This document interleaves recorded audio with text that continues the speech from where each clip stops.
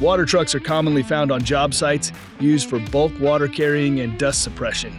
The most common sizes of water trucks are 2,000 gallons and 4,000 gallons. Curry Supply offers air-operated, independently controlled spray valves, a 50-foot 1.5-inch water hose, pre-plumbed for a water cannon, and 3 fill options: fire hydrant, bulk fill, and creek fill. When operating a water truck, always prioritize safety by wearing the appropriate PPE. This includes boots, a safety vest, glasses, and gloves. Before operating the vehicle, scan the QR code with your phone to obtain operating instructions.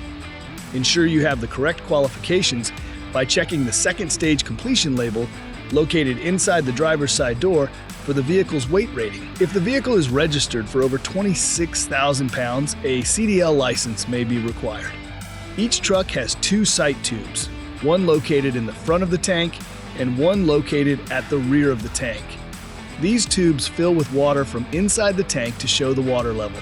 If water needs to be added, please see the operating decal on the side of the tank to review the 3 ways to fill the truck. Fire hydrant connection. Located at the rear of the truck, you would connect a hydrant hose to the fitting and the other end to the fire hydrant. Bulk fill. A 24-inch manhole is located at the top of the tank. This fill option is when a water source sits above the truck and drops water directly into the manhole.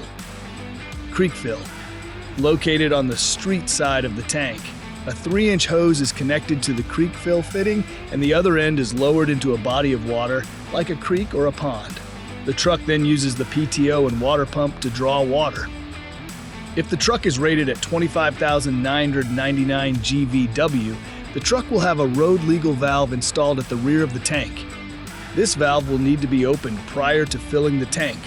You will then fill the tank until water starts to come out of this valve. Once water comes out, stop the water fill source and wait until no more water comes out. Once this is complete, close the valve. The truck is now able to operate on the roadway at a legal weight limit. Locate and flip the desired spray valve switches that you wish to open.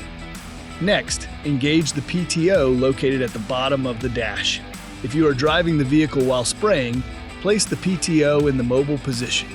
Put the vehicle in drive and begin to spray. If you are only using the rear spray hose, put the PTO in stationary mode. To achieve maximum pressure on the spray heads, increase the RPMs while driving. Avoid exceeding over 2,000 RPMs. To shut down the unit properly, first come to a complete stop and disengage the PTO, followed by turning off the spray valve switches. You can then safely turn the key off. Beware, driving with the power takeoff, PTO, engaged for long periods of time can cause early equipment failure. In freezing temperatures, water tanks should be drained when not in use.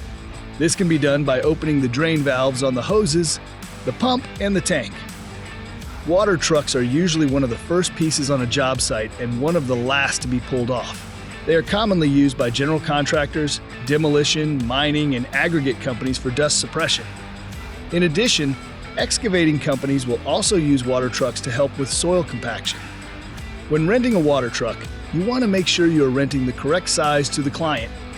It is also recommended to clarify with the client how they intend to fill the water tank and ensure they have the appropriate accessories and hoses to fill the unit.